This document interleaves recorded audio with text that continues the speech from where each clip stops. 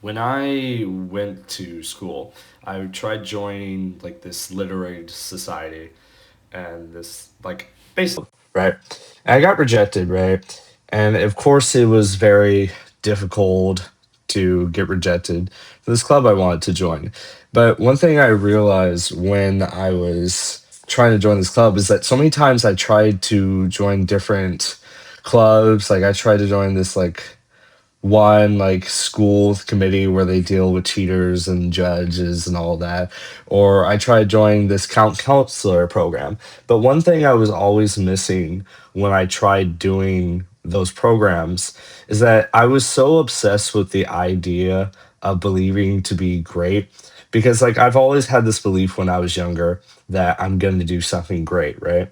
And a lot of times in my classes and in my school, I would try to join school clubs or positions of power, right?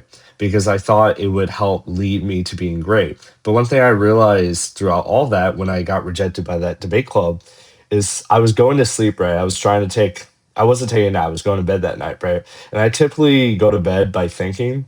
And I thought to myself, instead of doing something great, I was trying to be great.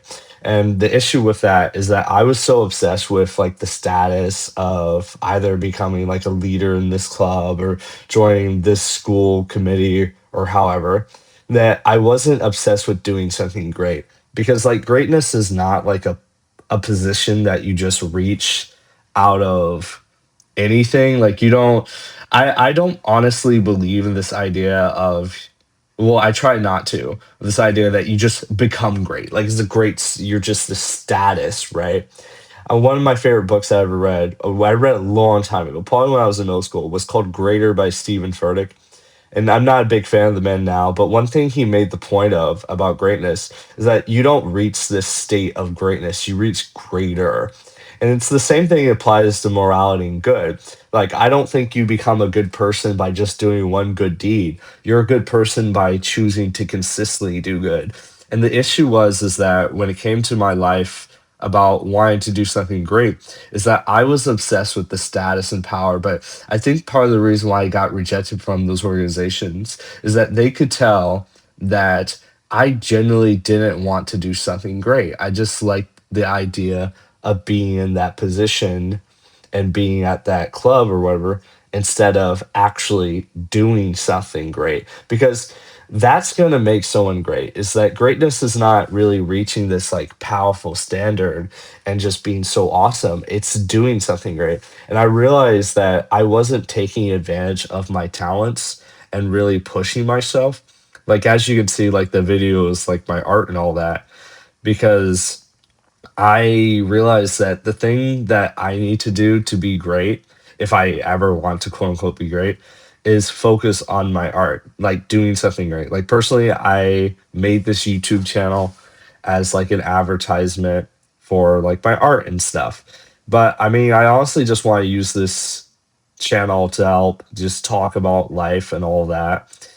And because my idea of doing something great or doing something is actually like making my comics. Like I make graphic novels and all that. And I remember I was talking to my friend about this, and he said something very wise, right? Where he's like, well, maybe don't just always focus on the fact that, oh, you just want to be great, but just focus on literally just doing something, because many people spend their lives not doing anything.